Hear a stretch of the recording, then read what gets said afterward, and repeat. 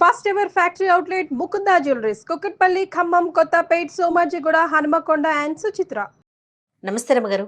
రమ్మగారు, కొన్ని మనం తినే ఆహారంలో విరుద్ధ ఆహారాలు అని అంటారు. అంటే ఒకటి తిన్న తర్వాత ఇంకొక ఆహార పదార్థం తిన్నామనుకోండి, మనకు బాడీకి మంచిది కాదని, స్కిన్ ప్రాబ్లమ్స్ అని, హెల్త్ ఇష్యూస్ అని వస్తూ ఉంటాయి అంటారు. సో అలాంటివి ఏ ఉంటాయి? నిజంగా అది కరెక్టేనా? నిజంగా అది కరెక్టేనంటే ఆయుర్వేదం ప్రకారం కొన్ని ఆహార పదార్థాలు ఒకదానికొకటి విరుద్ధంగా పనిచేస్తాయి. కొంత జీవన శైలి కూడా ఒకదానికొకటి విరుద్ధంగా పనిచేసే జీవన శైలి ఉంటుంది. ఎలా ఇప్పుడు మనం ఆయాసంగా ఎక్కడి నుంచో బాగా పరిగెత్తుకొచ్చి హైరానగా ఇంట్లోకి వచ్చేసాం అనుకో, పరిగెత్తుకుంటూ మంచినీళ్ళు తాగచ్చా? తాగకూడదు అంటారు. ఆయాసం తీరాక మంచినీళ్ళు తాగాలి. ఆ ఆయాసంలో మనకి నీళ్లు నీళ్లు నీళ్లు నీళ్లు అనిపిస్తుంది, కానీ తాగకూడదు. ఎందుకు? అంత ఆయాస పడుతున్నప్పుడు అట్లా గొంతు అవి ఆరిపోతున్న ఉండగా మంచినీళ్ళు కనుక తాగితే యాడ్వర్స్గా దాని రిజల్ట్ వస్తుంది. కాబట్టి మనం కొంచెం సెటిల్ డౌన్ అయ్యాక మంచినీళ్ళు తాగాలి, అంతే కదా. అన్నం తినంగానే పరిగెత్తకూడదు, అన్నం తినగానే పరిగెత్తకూడదు, అలసట పొందే పని చేయకూడదు. ఇది మనకు సాధారణ నియమం, ఎవరికైనా సరే. ఎవరైనా ఇందులో ఆయుర్వేదము, హోమియోపతి లేకపోతే అలోపతి తేడాలు ఏం లేవు. ఇది ఒక సహజమైన విషయం కదా. అట్లా ఇప్పుడు పదార్థాలు, చలవ చేసే పదార్థాలు తిన్న తర్వాత వేడి చేసే పదార్థాన్ని తినకూడదు. ఇది కామన్ రూల్ కనపడుతోంది కదా. చల్లగా ఉండే పదార్థం ఒకటి తిన్నాం, ఐస్ క్రీమ్ తిని కాఫీ టీ తాగుతామా మనం? తాగం కదా. చల్లగా అవుతుంది, ఆ చల్లగా అయిన తర్వాత వేడిది పోయకూడదు, కొంత గ్యాప్ ఇవ్వాలి. అలాంటి నియమమే ఇందులో కూడా ఆయుర్వేదంలో చెప్పబడింది. చాలా మంది ఆయుర్వేదిక వైద్యులు, చాలా మంది మన దగ్గర బివి పూర్ణచంద్ గారు, పూర్ణచంద్ గారు చేశారు. అవును, కొన్ని వీడియోలు చేయించాం మనం. చాలా ఎక్సలెంట్ ఇవి ఉన్నాయి ఆయనవి, నేను ఎక్కువ ఫాలో అవుతాను. ఆయన పుస్తకాలు కూడా మా దగ్గర చాలా ఉన్నాయి. కొన్ని క్యాప్షన్స్ కూడా చాలా ఇష్టం ఆయనవి నాకు. అవే కాదు, మనం ఆయుర్వేద వైద్యులు చాలా మందితోటి మాట్లాడుతుంటాము. వీళ్ళందరూ చెప్పేది ఏంటంటే, ఒక రకంగా పనిచేసే పదార్థం తిన్నప్పుడు దాన్ని విరుద్ధపరిచే ఇంకో పదార్థాన్ని తీసుకోకూడదు. రెండు వేరువేరు రకాలుగా శరీరం మీద తమ లక్షణాన్ని చూపించే పదార్థాలని కలిపి వండకూడదు, కలిపి వండద్దు అని చెప్తారు. మనం అన్నం తినేటప్పుడు కూడా ఒక విధానాన్ని పాటించాలి. మన అన్నం తినేటప్పుడు కూడా మామూలుగా మనం ఏం చేస్తాము, అన్నం మొదలు పెట్టేటప్పుడు స్వీట్ తోటి మొదలు పెట్టకూడదు. అవునండి. ముందు కూర, తర్వాత పప్పు పచ్చడి, ఆ తర్వాత పులుసు కానీ చారు కానీ, తర్వాత పెరుగు. జనరల్గా మనం చిన్న ఆహారం సింపుల్ తిండి తినేటప్పుడు ఇలాగే చేస్తామా? ఇప్పుడు పాయసం చేసుకున్నాం అనుకో, ఏది పాలతో చేసిన పాయసం, పాలతో పరమాన్నం చేసుకుంటామా? పండగ రోజుల్లో పరమాన్నం చేసుకుంటాం, అన్నంతో పాటు వడ్డించుకుంటాం. ఆ వడ్డించేది అది ఎప్పుడు వడ్డించాలి? ఈ పప్పు కూర అయిన తర్వాత పాయసం లాస్ట్లో తినాలి. లాస్ట్లో తినకూడదు. పెరుగు తర్వాత పాయసం తినకూడదు అసలు. తినవలసింది ఎప్పుడు వడ్డించాలి? ఎవరైనా మీకు లాస్ట్లో తినే అలవాటు ఉంది మీకు, డెజర్ట్ లాగా భావించద్దు. పాలతో చేసిన పదార్థాన్ని ఆహారానికి మధ్యలోనే తినాలి. పప్పు పచ్చడి అయిన తర్వాత పులుసుకి ముందు తీపి పదార్థాన్ని తినేసి, హల్వా చేసిన, పాయసం చేసిన, రవ కేసరి చేసిన వాటిని తిన్నాక అప్పుడు పులుసు, అప్పుడు పెరుగు తినాలి. ఎందుకో చెప్తాను నియమం. మనం పెరుగు అన్నం తిన్న తర్వాత పెరుగు అన్నానికి పెరుగు పాలు ఒకదానికొకటి విరుద్ధం అవునా కాదా? పాలని పెరుగుగా మార్చడానికి మనం దేన్ని వాడతాం? తోడు వేస్తాం కదా, పెరుగే కదా. పెరుగు తర్వాతే కనుక మనం పాలతో చేసిన పదార్థాన్ని తింటే ఇవి రెండూ కలిసి లోపల ఏదో ఒక చిన్న క్రియ జరగదా? జరగచ్చు కదా. అందుకని పెరుగు తర్వాత ఎప్పుడూ తినకూడదు. మనం భోజనాలన్నిట్లలో సాధారణంగా డిన్నర్కి వెళ్తే, ఎక్కడికైనా లంచ్కి వెళ్ళినా కూడా భోజనం అవగానే పెరుగన్నం తిని చేయగడుకోవటం, ఐస్ క్రీమ్ కప్పు తీసుకోవటం. సహజంగా చేసే పని. సహజంగా ఏమిటి, అవన్నీ మనకు అలవర్చేశారు దాన్ని. ఇప్పుడు కొన్ని సంవత్సరాలుగా ఐస్ క్రీము భోజనంలో పెట్టడము, ఈ పొట్టలోకి వెళ్ళిన పదార్థాలతో పాటు అది కూడా వేడి వేడి పప్పు సాంబారు వాటితో పాటు ఈ చల్లటి ఐస్ క్రీము, ఇవి రెండు ఎంత పరస్పర విరుద్ధమో. మీరు ఎక్కడికైనా భోజనాలకు వెళ్ళొచ్చాక మీకు ఈజీగా తేలిగ్గా ఉంటుందా? ఉండదండి. అరుగుదలకి రాదు, పిల్లలకి ఇండైజేషన్ వస్తుంది. ఎందుకని దాన్ని మనం వేరే రకంగా భావిస్తాం. భోజనాలు అరగవని, లేకపోతే దిష్టి తగిలిందని, వాడిన నూనెలని బయటకు వెళ్ళి తింటే ఇదే వస్తుంది. మనం అన్ని విరుద్ధ ఆహారాలే తింటున్నాము, అది పొరపాటు. అది చేయకూడదు అసలు. ఐస్ క్రీమ్ భోజనంలో పెట్టకూడదు. స్వీట్లు పెట్టచ్చు, లడ్డూలు, బాదుషాలు లాంటివి పెరుగన్నం తిన్న తర్వాత తినచ్చు. అది హెవీ అవుతుంది కానీ లోపల ఏదైనా రియాక్షన్ జరిగే అవకాశం లేదు. అదేలేండి. ఇలా విరుద్ధమైన ఆహారాలు తింటే కనుక పొట్టలో ఒక రకమైన ఇది ఆమం అంటారు, దాన్ని ఆమవాతం అంటుంటారు, అవి తయారవుతాయని అంటారు. ఒక రకమైన యాసిడ్స్ అన్నమాట ఆమం అంటే, బహుశా అని అనుకుంటున్నాను నేను. ఆమము అని రాస్తారు చాలా చోట్ల. ఆమవాతం అనేది కూడా చూస్తుంటాం. పుల్లటి తేన్పులు వస్తాయి, పులి తేన్పులు వచ్చేస్తాయి సాయంత్రం అయ్యేసరికి. అదే రాత్రి 8 అయినా సరే మధ్యాహ్నం 3ంటికి తినదే గొంతులోకి వస్తూ ఉంటుంది. అవును, అవునండి. ఆ రావడానికి కారణం మనం స్వీట్ తింటమే. ఆ స్వీట్ని మధ్యలో తినేసేయాలి. ఈ ఐస్ క్రీమ్ని తినకూడదు. అలాగని భోజనం మధ్యలో ఐస్ క్రీమ్ తెచ్చుకు తిని తర్వాత పులుసన్న కలుపుకుంటే మనం స్టూపిడ్ లా కనపడతాం చూసేవాళ్ళు. ఫన్నీగా కనిపిస్తాం. ఫన్నీగా కనిపిస్తాం. అసలు ఐస్ క్రీములు ఎత్తేయండి. నేనైతే తిన్ను జయ, ఎక్కడ లంచ్లో డిన్నర్లో ఐస్ క్రీములు తిన్ను. నాకు డైజెస్ట్ కాదు, నా సొంత ప్రాబ్లం అనమాట. ఐస్ క్రీమ్ తిన్నాను చచ్చానమాట నేను. అప్పుడు నేను ఏ భోజనం చేయకపోతే ఒట్టి ఐస్ క్రీమ్ మాత్రమే తినాలి. అన్నం తిన్నాక ఐస్ క్రీమ్ తింటే సూట్ కాదు నాకు. చాలా సంవత్సరాలుగా నేను ఎప్పుడు తిన్నాను. ఐస్ క్రీమ్ విడిగా తింటా, దాని ముందు వెనక ఏం ఉండకూడదు. అప్పుడు కూడా కొంచెం ఇబ్బందిగానే ఉంటుంది, కాకపోతే దాని మీద ఉన్న మోహంతో తినడమే, వ్యామోహం కొద్ది. ఇలా కలపకూడని పదార్థాలు సాధారణంగా మీరు సెర్చ్ చేయండి, ప్రతి వాళ్ళకి తెలుసు. అవునండి, నాన్ వెజ్ లో కూడా చాలా ఉన్నాయి. మినపప్పు పెరుగు కలపకూడదు అంటారు, పాలు మినుములు కలపకూడదు. రమ్మగారు చెప్తా, నాకు తెలుసు నీ వెంటనే నీ వచ్చే ప్రశ్న ఏంటో. మనం పెరుగు గారెలు చేసుకుంటాం. పెరుగావడ పెరుగావడలు నీవు మామూలు గారెలు 10-15 తినేవాళ్ళు టిఫిన్ లాగా పెరుగు గారెలు 2 లేదా 3 తింటాం. అవును, ఇవి ఎక్కువ చెయ్యము, ఎక్కువ తినము, రుచికి మాత్రమే తింటాం. నీకు గారెలు 15 తిన్నా తేన్పులు రావు. పెరుగు గారెలు తిన్నవాడు ఎంత మంచి డైజెషన్ ఉన్నవాడికైనా తేన్పు వస్తుందా రాదా? నిజం చెప్పుకోండి మీకు మీరు. పెరుగావడ తిన్నవాడికి గొంతులోకి రాకుండా ఉండదు. మనం బఫేలకి లంచెలు గింజలకు వెళ్తే ఒక్కటి పెడతాడు ముద్దుగా, అంతే, ఒకటే. అది డైజెస్ట్ అవ్వదు 100%. మినుము పెరుగు కలపకూడదు. అది కూడా మనం రోజు వారం చేసుకోం. అవును, వారం గారెలు చేసుకునే వాళ్ళు కూడా 6 నెలలకు ఒకసారి పెరుగు గారె చేస్తారు. తక్కువ తింటాం, తక్కువ తినాలి, అది అరగదు, పొట్లోకి వెళ్ళాక తిమితంగా ఉండదు. పాలు, పొట్లకాయ, సొరకాయ, బీరకాయ ఇవన్నీ పాలు పోసి వండుతారు. కొన్ని పొట్లకాయ, ఎగ్ లాంటివి కలిపి తినకూడదు అంటారు. తినకూడదు అవి కలిపి. నాన్ వెజ్ తిన్నాక రమ్మగారు పెరుగు కానీ మజ్జిగ కానీ తీసుకోకూడదు. మరీ ముఖ్యంగా చేపలు తిన్నాక, ఫిష్ తిన్నాక తినకూడదు అని అంటారు. తినకూడదు అంటారంటే అవన్నీ కరెక్టే, పాతకాలం వాళ్ళకి బాగా తెలుసు, ఆయుర్వేద సూత్రాలు మనకు తెలియదు. కానీ ఈ విరుద్ధాహారాలు, కందిపప్పు పప్పు అన్నం పెట్టాక పెరుగు అన్నం పెట్టచ్చు, అన్నంలో పాలు పోసి పెట్టకూడదు అంటారు. మామూలుగా చిన్నపిల్లలకి అన్నం పప్పు అన్నం పెట్టి పాలు అన్నం పెట్టకూడదు. పాలన్నం అవి కలిపి పెట్టేటప్పుడు పాలు అన్నం కలిపి పెడతామా, అందులో పంచదార, బెల్లం లాంటివి వేస్తే డైజెషన్ పాడవుతుంది. అన్నం మెత్తగా కలిపి, ఎందుకు ఏం వేయకర్లు, అన్నం మెత్తగా కలిపి పాలు పోస్తే పాలు కలిసిన అన్నమే రుచి. మేమైతే బెల్లం వేసుకుని తింటాం జయ. పాలన్నంలో బెల్లం వేసుకోవటం మాకు చాలా పాతలు. డెలివరీ అయ్యాక పెరుగు పోయారు కదా, మజ్జిగ పోయారు వాతం అని పాలు పోస్తారా, పాలు బెల్లం కానీ తినకూడదండి. ఇది తినకూడదు, అది డైజెషన్ అవ్వదు, డైజెస్ట్ అవ్వదంటారు. డైజెస్ట్ అవ్వదు అసలు. అమిబియాసిస్ లాంటి లక్షణం ఉంటే పొట్టలో బయటకు వచ్చేస్తాయి. పాలు బెల్లం తినేసరికి అలా 4-5 రోజులు తినేసరికి వచ్చేస్తుంది, డైజెషన్ అవ్వదు. ఈ డైజెస్ట్ కాని పదార్థాలను కలపకూడదు. చాలా మంది ఇడ్లీలో పాలు పోసి కలిపి పెడతారు. అవునండి, అసలు మినుము పాలు కలపనేకూడదు, మినుము పెరుగు కలపకూడదు చెప్తున్నాం క్లియర్గా. మరి ఇడ్లీలో పాలు పోయటం ఎందుకు? కాస్త చారు చుక్క పోయచ్చు కావాలంటే. కొంచెం రసం చేస్తామా, రసం పోస్తే కాస్త పలుచగా అవుతుంది. అసలు ఇడ్లీ కొంచెం చక్కగా మెత్తగా పల్చటి ఇడ్లీలు పెట్టండి, దిబ్బ ఇడ్లీలు పెట్టకుండా.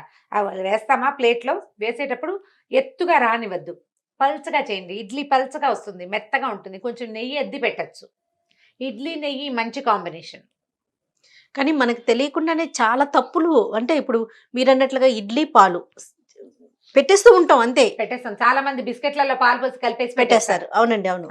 అసలు ఎందుకు? ఇంకే పదార్థం దొరకదా మనకి? అసలు బిస్కెట్లే పెట్టకూడని పదార్థం, దాంట్లో మళ్ళీ పాలు కూడా పోస్తాం. ఆలోచించి పెట్టాలి. పప్పులు పాలు కలపకూడదు.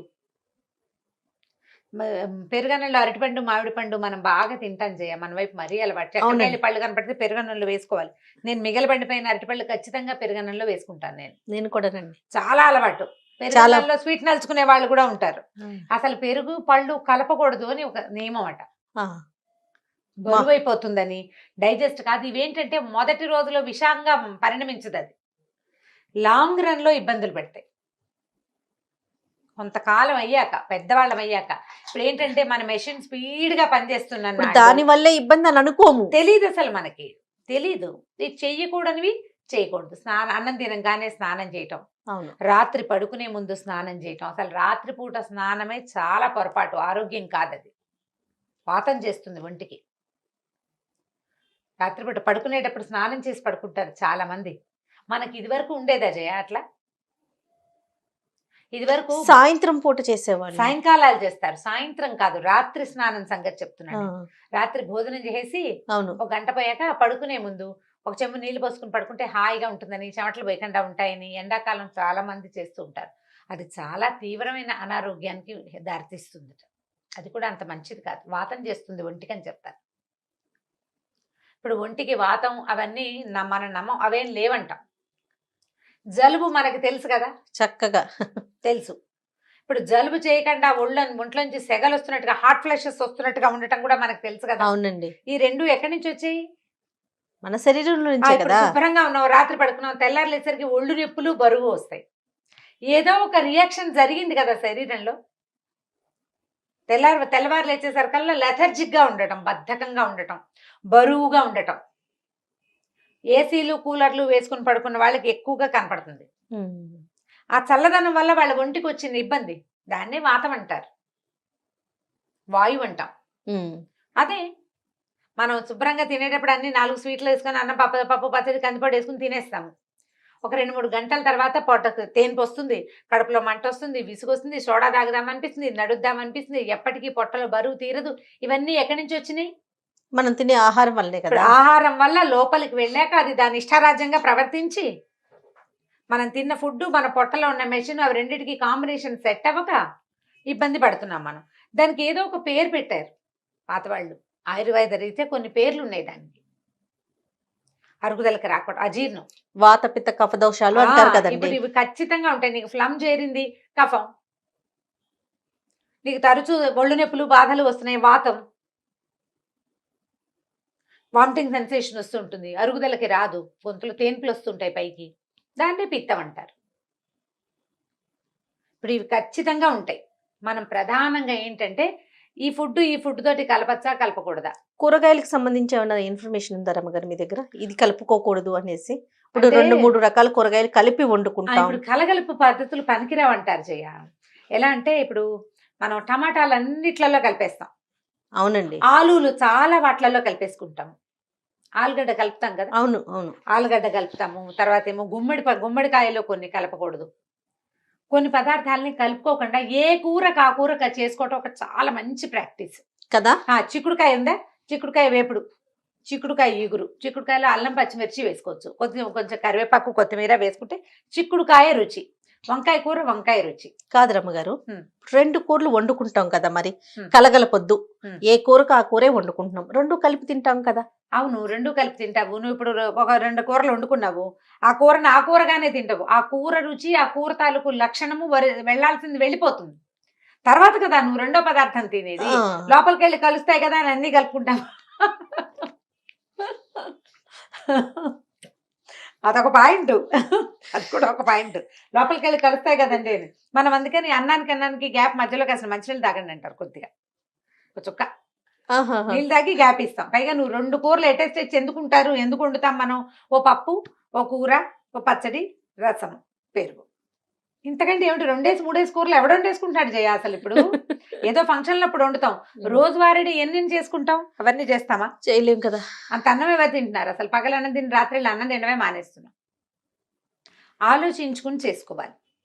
ఆలు ఫ్రై, ఫ్రూట్స్ విషయంలో ఏమైనా ఉందండి?